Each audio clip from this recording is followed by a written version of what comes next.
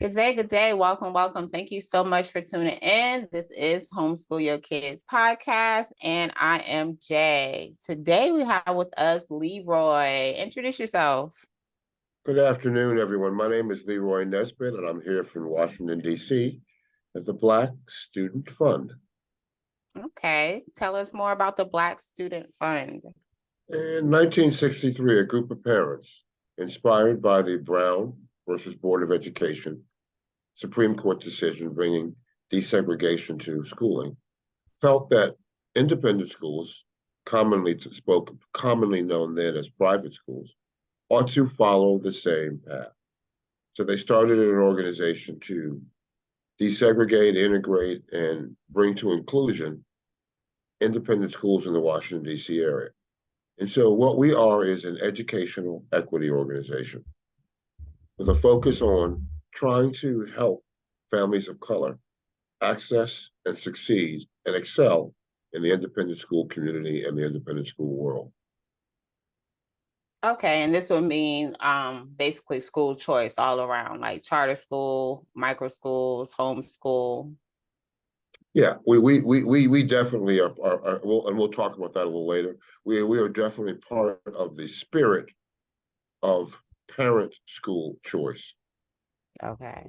which is very much about giving parents options, which is very much about letting parents know about all of their options. And Yeah. there are good schooling choices in all of the options, those options being public schools, those options being independent schools, those options being parochial schools, those options being micro school communities, those options being online school, those options being homeschool. Okay, cool. Could you explain the difference between, because we talk about equality a lot, and you use the word equity, and people don't understand necessarily what the difference between equity and equality is. That's an interesting question. So equity implies a fairness Mm. that two individuals or two groups or two people, two distinct parties are being treated fairly. They may not get exactly the exact same thing, but they'll get something that is equitable, something that is comparable in equality and comparable in quality. Equality suggests that you get the exact same thing.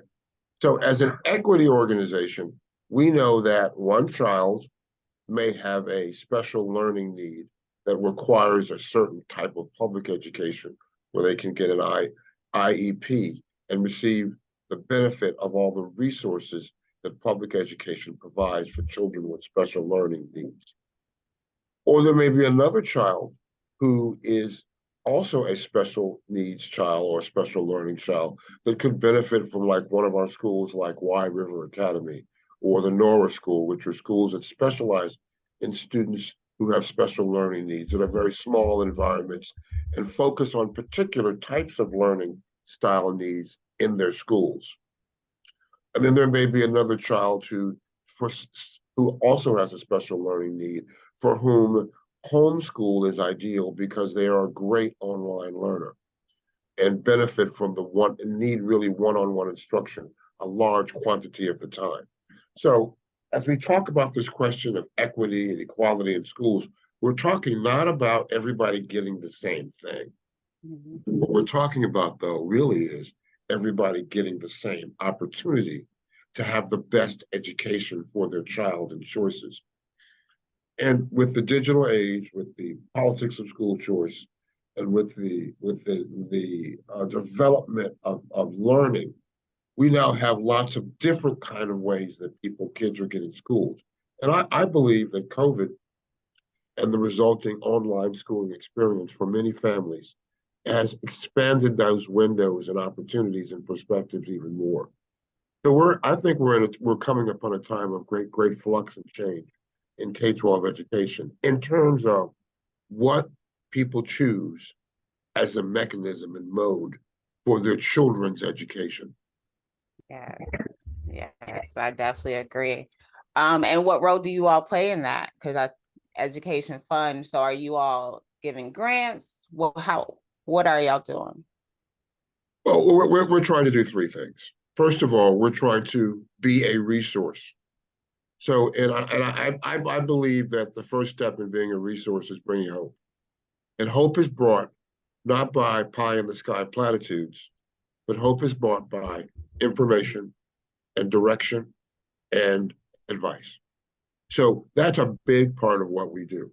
And again, any given year, and I hope it doesn't happen while we're on this pod call, the phone will ring with a parent who says to me, I have a talented child of color. I'm looking for the best school situation that they're in. Oftentimes, those conversations take the form of my child's in a situation where I wonder whether they're being fully challenged.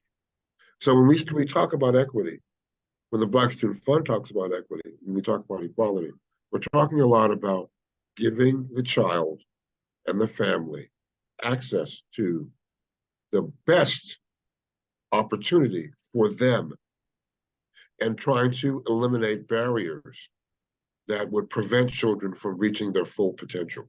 We're also, by philosophy, an educational excellence organization, meaning that we have a lot of very talented students who come our way for our support and advice. So our mission is not just to make sure that students graduate from high school, not just to make sure that students go to college, because all of the students in my program go to college and 99% graduate from college, and 1/3 of them have graduate or professional degrees. And again, this is a population of all African American Those are folks. great numbers. They are, and they're a testament to the kids and the families. So we're also thinking, what happens to that child who is struggling academically, and how are they supported, and where is the school that's going to turn that around? But I also worry as deeply about the child who is smart and doing well, but able to do more. The child that, as they used to say in the old days, has the brains to be a rocket scientist. Mm. So my aspiration and this organization's aspiration is that those children too have full opportunity. So equity for them means something a little different than maybe equity for a child who's struggling to at grade level in a schooling environment. Equity for a child who's a B plus A student means equity of opportunity and of advancement. Mm. And so that requires that you provide that child with extraordinary opportunities. The District of Columbia, the DMV, our beloved DMV, is home for many, many, many high achieving families of color. And these families need, for purposes of equity, for purposes of equality, those best opportunities. And so that's part of what we spend a great deal of time thinking about. Okay, nice, nice. Were you going to go over the other two? Because you say you had three things that you all work on. Yeah. Second thing, more specifically, is you asked about grants. We do provide a small grant for 50 to 70 students a year in around the $500 range, just a little sweetener for their cost to go to an independent school. Mm. The third thing we do is the piece I was speaking about educational excellence and equity. In addition to the service we provide directly to the kids who are in our programs and our program schools, we also serve a larger swath of kids across the city who are talented. Some of them may not be in our member schools, and some of them are not receiving our scholarship, but they're benefiting from our summer programs with UDC, our summer programs with Fort Bragg Bank, our STEM programs, and other things that promote academic excellence and advancement. Awesome, awesome. So you all work with the gifted or the advanced. You know what? We certainly have gifted kids and advanced kids, but I'd like to describe our kids as the super hard worker. Mm. The kids who are taking advantage of what is available to them in their school and whole environment in terms of learning. They're sponges. They are receptive. They are active. And there are many kids. There are many, many, many, many, many, many, many, many, many kids in this DC community like that. Because there Yeah, are many families that are strong. yes, I was gonna say, do you feel like most kids fall in that category? I can't say most kids because I don't know that all kids do, but I have deep hope that many of the kids I see are representative of many more kids. And so I think that, I get 800 phone calls a year. We do some events on school access. We do a school fair, and 2,200 people of color showed up at UDC on a Sunday afternoon in October, and to learn about school choice options. Nice. And so that says something about what's going on in the community here in terms of what people want and expect from their children. Yes, the parents are involved, it sounds like, very involved. Sure. Nice. 2,200 families that have come out to find and learn about their options. I'm sorry, 2,200 people. There were about 2,200. 1,000 families who registered, but it was at least 2,200 people. Nice. But they all came out to find out their options. Correct. And then to speak directly with schools. And that's an encouraging sign about the importance of education in the community. In that area. Yes. I love that, because parent involvement is where it all starts, right? Indeed. Yes. Okay. So what are some other things that you all focus on? Well, we're talking here a lot of, we're doing a second school fair, and I'll put in a plug now.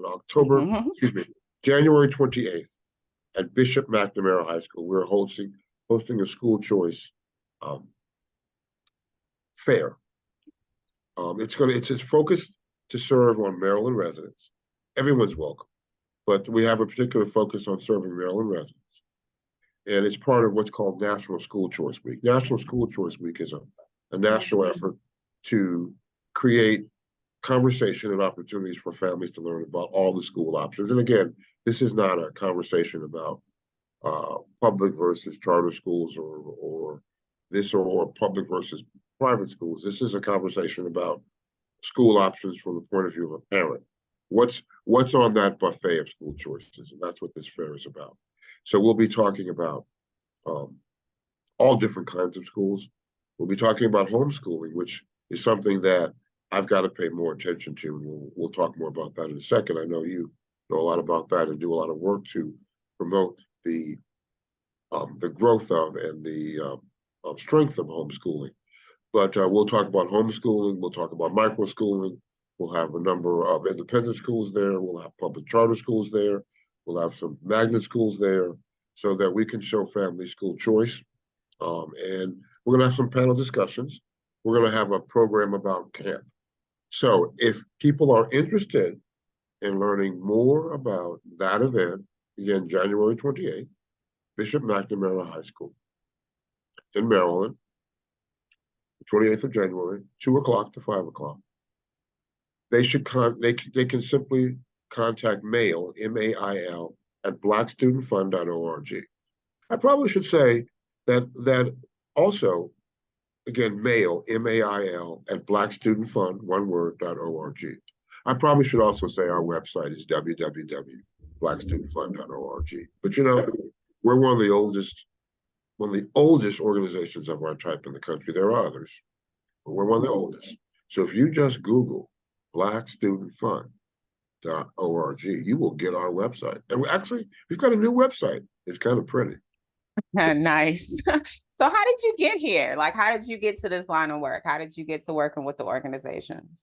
Oh my goodness, Jay. Oh my goodness. You got to know the history. Yes. Okay. So I'm a recovering litigator.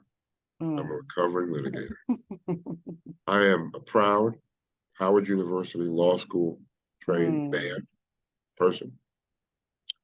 And as such, to quote the famous Charles Hamilton Houston, who led the civil rights legal struggle, that brought about Brown versus education and the overturn of Plessy and integration by law. A lawyer is either a servant for society or a pariah in society. That's what Charles Hamilton Houston said, believing that lawyers ought to be social engineers. So something happened to me on the way to a career. I'm from Washington, and following law school, I worked at the District of Columbia Superior Court, which is the local trial level court for the District of Columbia. And I worked as a law clerk, and I worked in a courtroom on a court calendar, felony and misdemeanor criminal court calendar. And every day we processed, I shouldn't say it that way, but that's how I feel about it. Black men to prison. And I was a young man then. And I said, there's got to be something else I can do to prevent so many brothers from standing before my judge begging for less time after being convicted of a crime. So I've been working in education ever since, pursuing that philosophy of a social engineer that a Howard lawyer, I believe, should be, to bring change and betterment. It's not easy work, and this is far from a career because I feel like I'm feeling in the dark. But along the way, I've learned a bunch. And along the way, I've come to understand some things that I need to do and be a part of to speak to that experience of not wanting to be just another bourgeois African American educated person who is not part of the solution. I'm not sure I am the solution and don't claim to be. However, I know that this work in education is real. I know that the opportunity, that I still believe in a classic Afrocentric sense that achievement academically, that old phrase from United Negro College friend of mine is a terrible thing to waste. All of those things about intellectual and academic development and credentialing matter in terms of Black progress in America. And so while I have my doubts about some of the things that I believed as a young man, my journey is toward creating opportunity for kids in education. And it's exciting. There are many, many things about this work that suggest hope. And so let's talk about some of them. Yeah. Right? So let's talk for a moment about why I wanted to be on your podcast. I'm not a homeschool expert, but I'm thinking a lot about school choice. And I'm aspiring to be an Afro-Futuristic Black man. I'm embracing this thing called Afrofuturism. I don't know if some of your listeners and viewers had a chance to see the exhibit that it was at the National Museum of African American Art and History. There was an exhibit, I don't know if it's still there, on Afrofuturism. It's a little bit of takeoff on George Clinton, P-Funk, some of the imagery. But what it represents is a future that I think is important in education. Well, what I'm thinking about as we think about Afrofuturism is how it combines technology and fantasy to reimagine how we as people of color think about our future.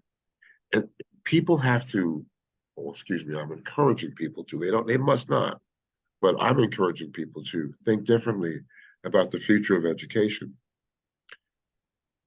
Jay, consider this. During COVID, and I'm a believer in what Dr. Ivory Tolson says about the media and the bad statistics. Again, but I'm sitting on the side of working with a lot of smart kids. So during COVID, we had kids who couldn't go to school, and so they were forced to learn by technology. We have a group of Black kids who learned how to learn online. Let me go back and explain this. Yes, we had a number of problems with kids with technology, not having access to the hardware or the software, and some kids for whom virtual school just didn't work. But there are always people who make things work, particularly people of color in America. We always triumph. So we have a bunch of kids, and I've talked to them all across the country. They all of a sudden, they don't need school anymore. They learned how to learn online by themselves. They learned how to watch a lecture on a flat screen without the dynamic of being in person and to be able to comprehend the subject. So now they're doing Zoom calls and Zoom meetings and Zoom learning sessions. That's now their learning format. And they do that now, not just between 9 to 3 when school happens, but they're doing that at all kind of conferences, all kind of things on the side. So they're doing lots of learning screen time. Second thing is these kids learn that you don't necessarily need a teacher. Let me repeat this. You don't necessarily need a teacher to learn something. We now have a group of kids of color, kids not of color, but I'm talking about kids of color, who will say, I don't need an adult to learn something. I'm going to go to YouTube. They're going to watch a video. Then they're going to do research and get reading materials. Now, some adults, some of us may say that's not the learning we know. It is, it's formal learning. They, number one, get introduced to the subject through a video session. Then they go back and find materials on the internet to support the pieces of learning in the video that they have watched. Some of them even do assessment. They do fact checking, they do verification, and they learn a skill or a thing on their own.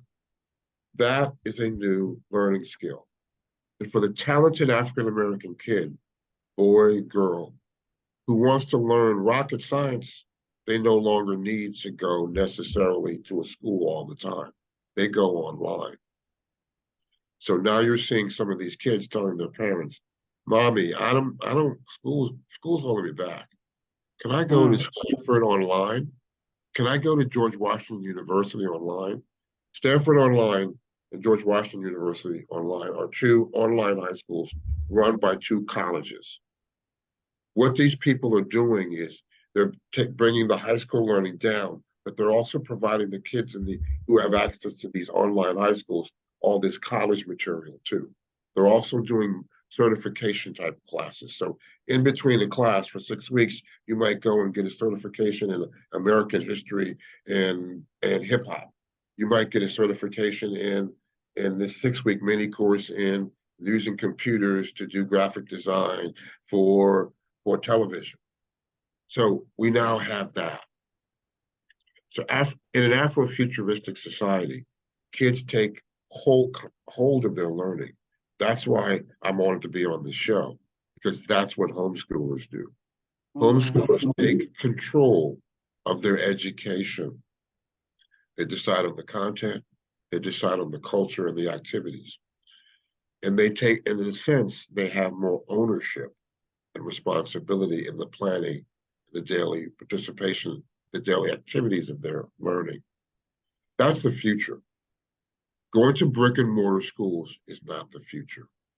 So I'm in a quandary here, because for some parents that I'm talking to, they're talking to traditional school environments, and I know deep down inside that for that child who's 3 years old today, they're probably not going to go to a brick and mortar high school like we think about. They're probably going to have a different type of learning experience. Because now, if you can learn it on the content on your own, maybe you need to go in the real world and have the experiential side of learning to accompany all this book smart you're going to get. And maybe that's a different kind of school experience.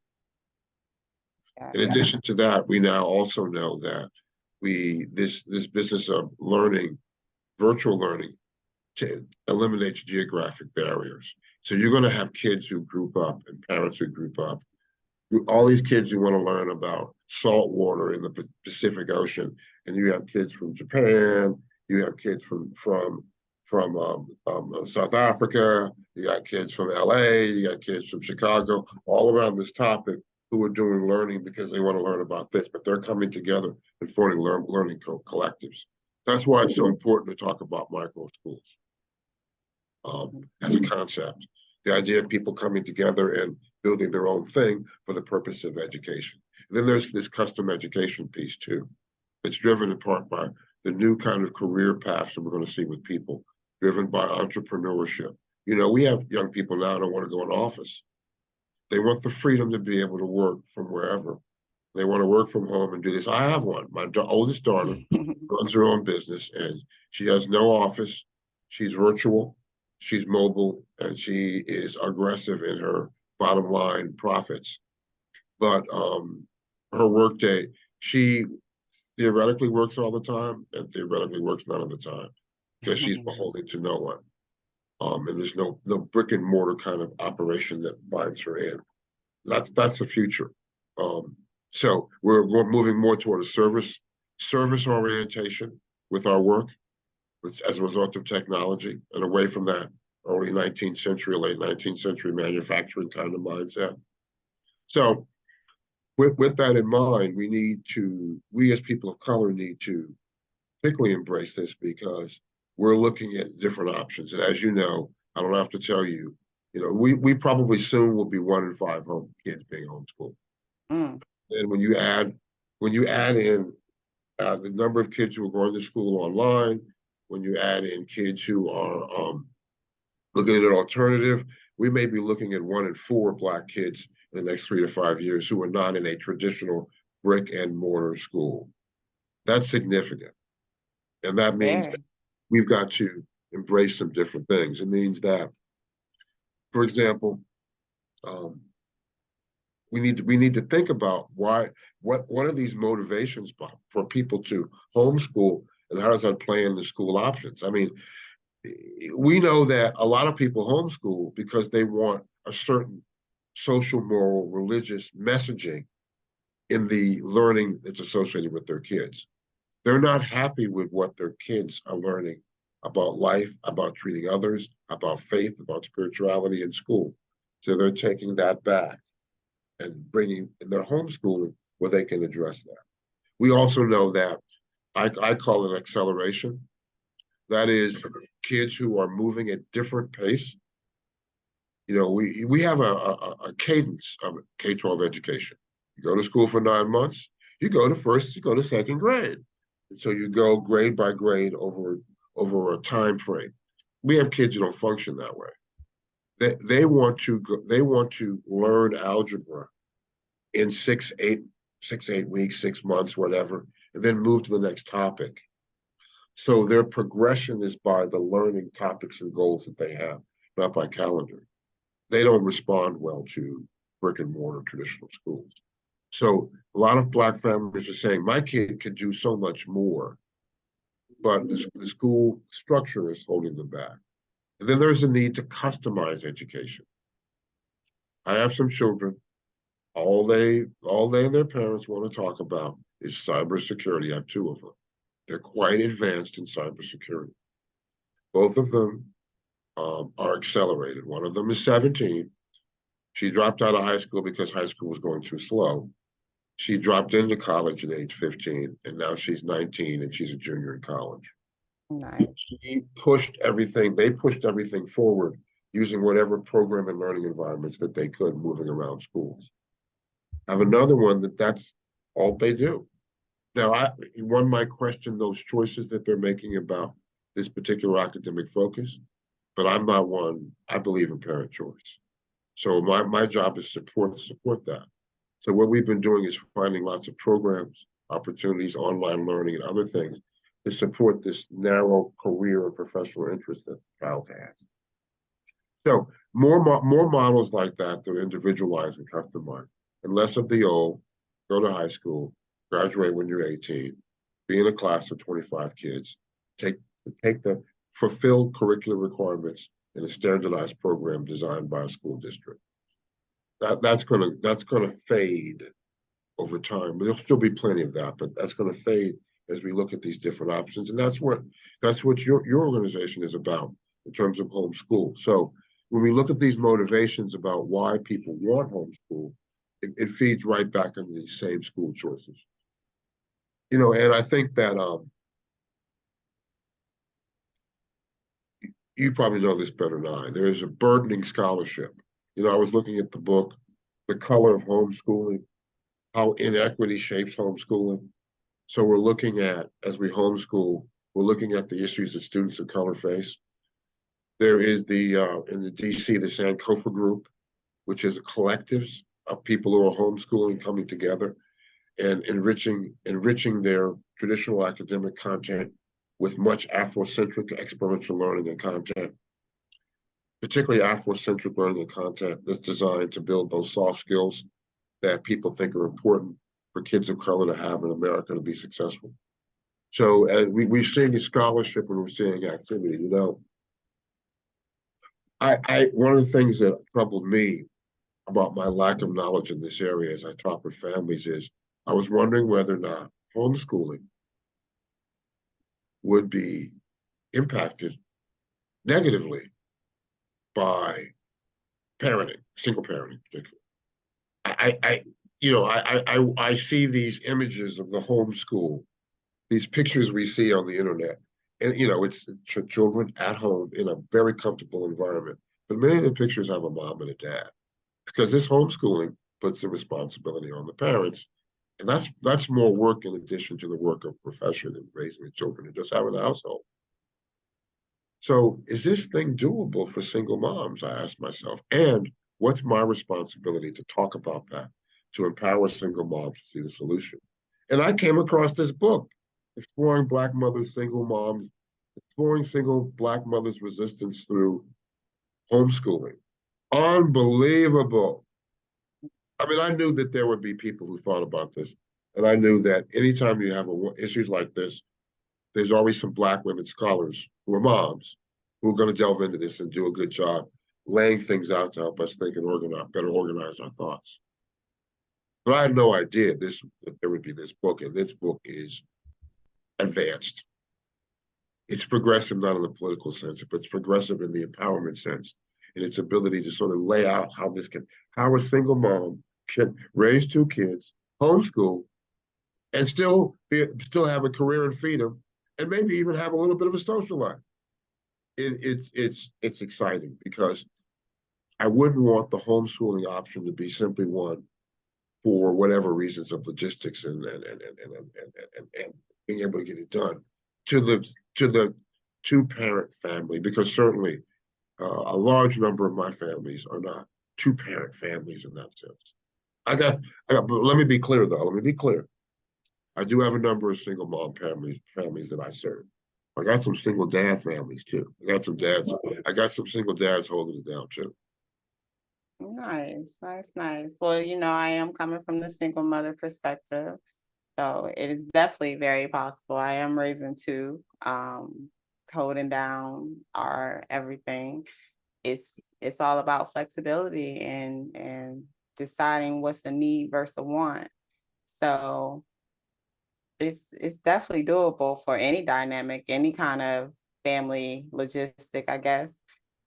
I It's definitely doable. Oh, it is. And again, this work we do is about empowering people. I tell young people all the time, they're like, well, you helped me. I said, maybe I guided you. I did not take your exam. I did not read the book. I did not write the paper. I'm too lazy for that. You did that. If I did anything, it was to show you what you needed to do, where you needed to do it, where the resources are so you can accomplish it, and to tell you to aim high. So we are very much about empowering. We're very much about information flow. And I am extremely challenged, as I told you in our early introduction, are extremely hopeful that we're approaching an age where technology has shown us. Now, I'm a student of Black history, and I believe that history repeats itself in concepts and circumstances. And so I see kind of a parallel, or maybe a comparison to post-slavery education of African Americans, when it was a tremendous right after at the end of when the Proclamation was issued. Probably the next thing a whole bunch of Black people went out and did was buy a newspaper, buy something to learn to read. We owe it. We owe those of us who are African Americans, tracing our history back to the slavery and those ancestors, owe a great of gratitude to our desire to be educated, to their immediate thought, I got to learn how to read. And so at that time, there was no school. There were no structures. People organized, gathered the resources that they needed, and did it on their own. And that's kind of what I'm suggesting now, that you can, with the technology and the information that's out there, you need not be held back by what you think is a failing school district. You need not be held back by a child who you think is struggling and needs different kinds of learning rather than going to school and getting instruction in a classroom. It needs more support terms of individual instruction or programming or activities. You need not fear that your child's learning difference or their circumstances would preclude them from developing their mind to its fullest potential. It's time a great opportunity, but you got to believe that there's opportunity. You got to know, you got to feel for it. And as always, with people of color in this country, we have to recognize the forces. And I'm not talking about evil forces, I'm talking about life forces that play into keeping us from success. Indeed. And it always comes down to choices, honestly. We have choices in each and every day in what we do.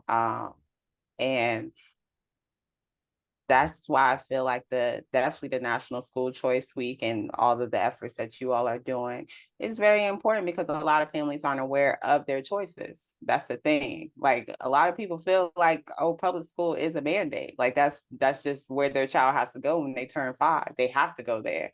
I talked to a lady in New York. She was like, oh, I didn't know we could still homeschool like after the COVID thing. Like, she said that out her mouth to me. So like, there's a lot of families that are just walking around without the knowledge of choice, ultimately, right? Yeah. And people don't know that the school districts now support homeschool in ways they didn't 30 years ago. They support it with money. I mean, I have one of my former students became an executive in K-12, which is the online stuff. And she was like, Leroy, K-12, my business is contracting with states so that we can provide all of this online stuff we do to families who don't want to go to a building. So we have contracts with most of the states. So you can go on and read. It's free. It's already paid for. The tax dollar, instead of them paying for tax dollars to go for you to go to a brick and mortar facility, the tax dollars were paid for this technology so you can access it.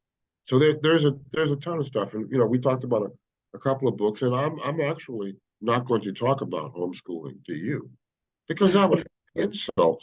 Because these podcasts and the people that you brought on elucidate and expand upon this. So I'm not going to sit here and talk about homeschool, except to say, talk about homeschool in the detail, except to say that it is a really equal viable option as other things, and to point out the growing numbers of Black families who said, particularly since COVID, said, "Nah, I'm just going to do this myself. Right. I can do this, and I can do this myself." And we're going to see the results of that. Those homeschool kids are going to have deep impact on people, and we'll see them as a community. If you talk to colleges, college admissions officers will tell you we have a process to recruit homeschoolers now. Yes. And families have to know that, because that's always like a little hold up too, because families want the best for their child. And when thinking of taking their children out of the traditional setting, they don't think that their children can go and advance to another traditional setting. Basically, if you're homeschooling, then how can you go into the college field? But like you said, there's colleges that are purposefully recruiting homeschool families to look their And there way. will be more of that because more colleges are going to be functioning more in terms of learning. And what's going to happen is they're going to say, oh, these kids already are more self-disciplined. These kids are more self-designed. These kids are more designer because that's what you have to do when you're homeschooling. And they're critical thinkers. I Like, mean, your kids right now, you homeschool your kids right this second, right? yes. They're learning right now.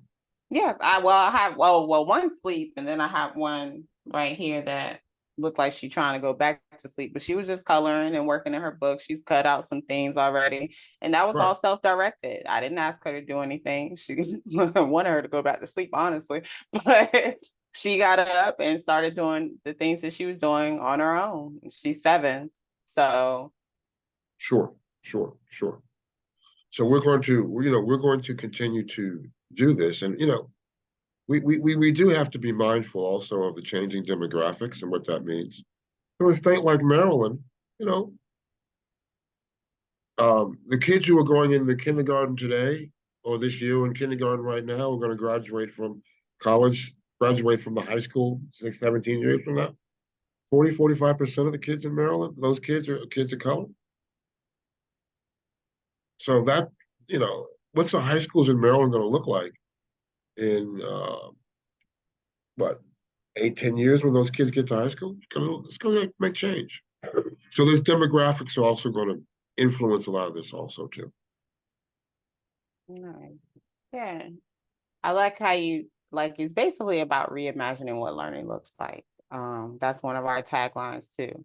It's I, just getting out of the whole box of, oh, you have to sit at a desk for this amount of hours to really say that you learned something today. correct. Um, let's talk about some of the learning expressions too. So you can be mad if you want to. I'm old school. And we old school, we can be mad if we want to, but people are not going to write the same way they do. They're going to talk into a computer, the computer is going to make the text. AI is going to do that. The skill is going to be in managing AI to do that. That does not mean that kids are not going to be wordsmiths. What we're going to see is other forms of creativity come from the tool of technology. Jay, old people, when they got it, we're losing so much. Maybe we are, but we're changing. But I'm not the Lord. The Lord's in control. So somebody may have said that when they invented the typewriter. That's not going to be. Where would we be without the keyboard in terms of who we are? You know, so each of these advancements, you can call it technology. The anthropologist might call it tools. So as we talk about tools, whether they be digital or otherwise, they change learning, but they open up learning possibilities too. So, again, you've got to think about it. And when I tell parents, when I do workshops to try to talk about this Afro-futurism as it relates to education, to get them to open up, I say, do me a favor, go to Google and Google Indeed, that company that does the job stuff, right? Jobs 2050. Google Indeed jobs 2050, top jobs, and look to see what are the top jobs that Indeed is saying in 2023 will be the top jobs in 2025. And the reason I tell people that is because now you know what you need to be preparing, what they're saying you're preparing your kids for, the kind of careers and opportunities. But when you look at that list and you see things, one of the top jobs, according to Indeed in 2050, are going to be people who are responsible for discrimination and diversity and inclusion in AI. AI is going to be just like everything else in society, controlled by people, largely with men, going to have some faults of thinking. So AI is going to have some prejudices built in that impact people of color. There's going to be a whole group profession of people who debunk those. Now, I'm not saying there's going to be any massive conspiracy by the Take Back America folks to hold us back. No, I'm not saying that. I'm saying implicit in anything human, anything electronic, it's built by humans, and implicit in humans, anything built by humans is flawed. Somebody's going to take the racial flaw out of this AI stuff. That is going to be a huge job. So what is the education that we prepare someone for that kind of a job? Or the other jobs on there? Again, Google Indeed jobs 2050, Indeed or whatever, and see what the Department of Labor, Indeed, what all these people who are in the HR, the human resources are saying are going to be the jobs of the future. And think about how you want to prepare your child for those future professions, those future jobs. Yeah. Think about education a little bit differently. Yeah, no, that's you. That's definitely something I know listeners would definitely take that into heed and go, because I know I'm gonna Google as soon as we get off this call. I want to see myself. But it is about preparing your children for the future, not necessarily what you want the future to be, but what it's actually going to be. So I That's like going to be that. a problem that's going to be a problem. Well, I'm a baby boomer, so I guess my kids are about. We're not talking about my kids. But that's going to be a problem at Black America. We're going to be headstrong about what we believe. We are a people historically who believe in traditions. We believe in continuity. And some of those systems, belief systems, may work against us in making change. Mm, So we got to step up to change. indeed. Because it's going to happen regardless. Not only going to happen, but some of us may find that our children may bring that change to us faster than we want. Yes, yes, yeah. Um, we talked about this on another episode of just parents not understanding all the things that their children are already aware of without being introduced to by them.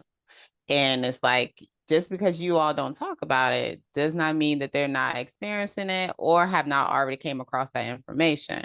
So you have to stay with the times as far as growth goes, because in order for them to be successful in the future, they have to be in touch with what is going on around them, unless you're building a world where they're not going to have to go and be employed by anyone, or they're not going to have to go and work in the work field.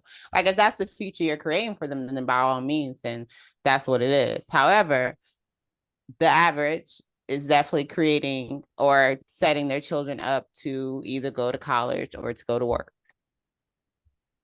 I think that parents ought to become Afro-Futuristic and project onto their children some views of the future in terms of their aspirations. What do I mean by that? So, shared living. We have there. It is normal for 16-year-old these days to say, "I can't get somewhere. Mommy, send me a lift. Send me a Uber." So let's break that down for a second. So a Black mother who cares deeply about her child will get on some device, press some buttons, and send a stranger to pick up their child Sure will. and pay the stranger.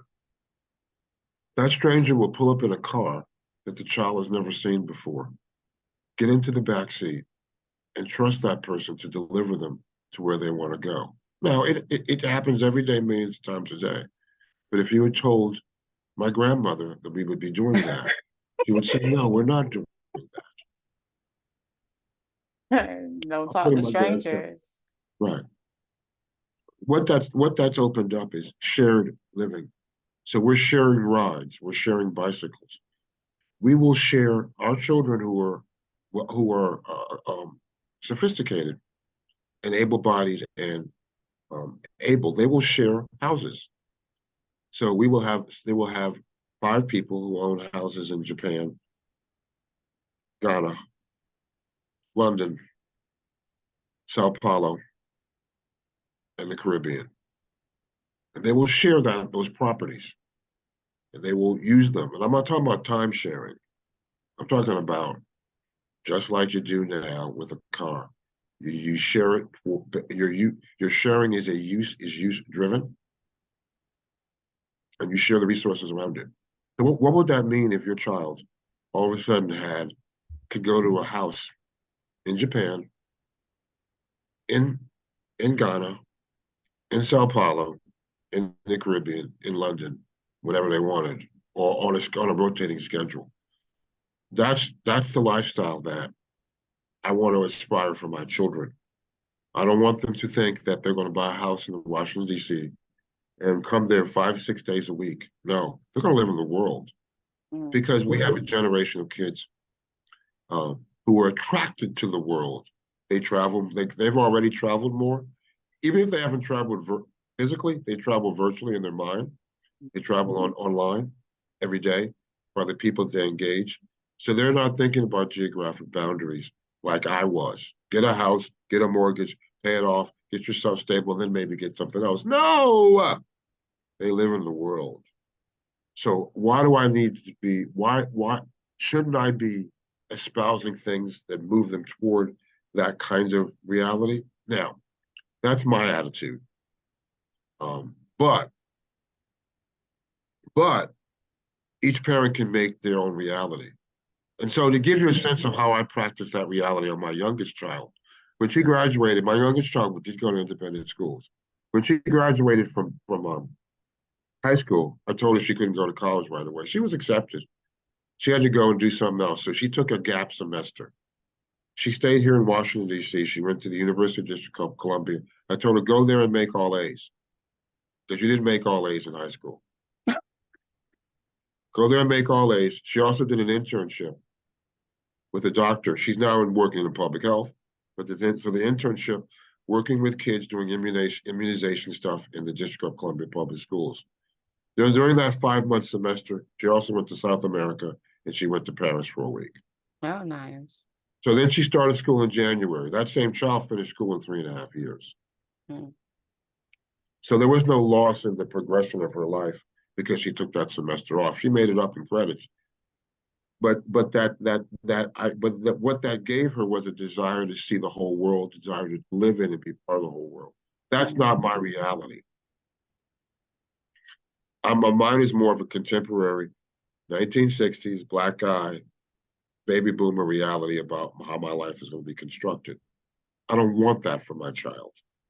So we need to project onto our children these futuristic views that we develop. We might be wrong about what the future is going to look like, but we'll be right in telling them, prepare for something that's not like just today. Yes, I love that. Yes, yes, yes. Endless possibilities. There are no limits. I know baby boomers saw a lot of limits. And so the fact that you are projecting no limits and a worldview of everything, that's growth in yourself. Because Look, baby we got boomers. let these demographics drive you. If you want to be in business, anybody, you're young and want to be in business, and you want to sell like the basic things of any business: food, water, clothes, shelter. Consider this. In 2050, 1 in 4 persons will be from Africa in the world. Let me say that one more time. In 2050, 1 in 4 persons will be from Africa, not African American, from the continent. So all those people, 25% of the world, are going to need water, going to need clothes, going to need food, going to need transportation. Huge, huge business opportunities. But how many of our people that we know now are going to be culturally competent to do business in Africa? How many people do we know have the understanding of African history, African languages, culture, to be able to even go there and relate to people in a way to get people to give them their money and resources? So what are we preparing for? So yeah, I would say I'm a big believer in learning to speak Spanish. There are so many people in America who speak Spanish that most of us ought to be learning to speak Spanish. You're absolutely correct. I'm trying to figure out the person who learns to speak those African languages and will be key in 2050 because you can't talk to somebody, you can't do business with them. So the person and the languages involve not only the language, but it's a cultural thing you learn. So who's learning now to speak the African languages so that they're going to be ready for 2050? That's what I mean about being futuristic and deciding, well, maybe I won't have my child learn French or Italian. Maybe in high school they should be learning Arabic. I don't know. Maybe they won't learn to speak Arabic, but they'll get a perspective on the Arabic language. They'll get a perspective on the Arabic culture that opens them up to other kinds of learning. So, and again, I'm not here to denigrate the learning of Romance languages. No, not at all. Not at all. I'm here again to say families got to decide what the future looks like and craft that. They're learning now for their kids for the future that they want to project, not the same old 20th century view of how do I exploit the school system now to make sure my kid gets A's and takes calculus and goes to Harvard. No. That's not the only thing. Nice. Oh, well, you've definitely given them something to think about. So I love that you even brought that up, and that goes for everyone. Futuristic thinking as far as where are we going with all of this? Where is education heading? Where do you want to see your child? How do you want to set your child up for the future? All of that is very, very important. Very important. And that's why I brought it up in the context of homeschooling, because homeschool moms and dads and grandmas and uncles and aunts and all of the homeschool people, they have to think about these things as they decide what kids are going to learn. And so maybe they're thinking about them in ways that are more critical and more advanced than families who simply have chosen to send their kids to a brick and mortar school structure. Indeed. Well, before I let you go, I need three things that you would give, like three, I guess you could go with the futuristic thinking. Like you've already told us that we need to, definitely Google LinkedIn, 2050 future jobs. But what are three things that you would suggest for families to do to maybe prepare for the future, or to even just get in a different way of thinking of education? Well, I'll start from the bottom number three on my list. The bottom of my list would be watch what colleges are doing. Colleges are going to get into the space, K-12 space, more and more, and offer things. And also, when you're watching what colleges are doing, you're projecting that future for your child. Number two, get informed. Spend intentional time learning about schooling and learning. And number three, trust your instincts, particularly as parents of color in America. Being of color in America historically has sometimes made you question what you think you know. You should, because that's a good thing. But you need also the confidence to say that when you just make a decision about what you're going to do with your child, you carry that decision out with confidence, because then you'll max that decision. And that's what I need you to do. I need you to be firm with your decision, and then get as much information and do as much as you can to implement your plan based upon that decision. So be confident. Nice. I appreciate that. Can we get your website again? Thank you for reminding me. www.blackstudentfund.org. But again, just Google Black Student Fund. We're one of the oldest organizations of our kind doing this work. Nice. Any social medias? Oh yeah, we have Facebook and Twitter. You can get all that on our Facebook page. Excuse me, on our webpage. Okay, great. Thank you so much for this. It really means a lot coming from your generation. It really does. Because baby boomers get a lot of flack, a lot of heat because they don't necessarily want to grow with the time. So I appreciate you coming and bestowing this wisdom and knowledge of, hey, no, we got to think about future. Like we can't be in the past, we can't be in, we can't get left behind, basically. So I love that. Thank you.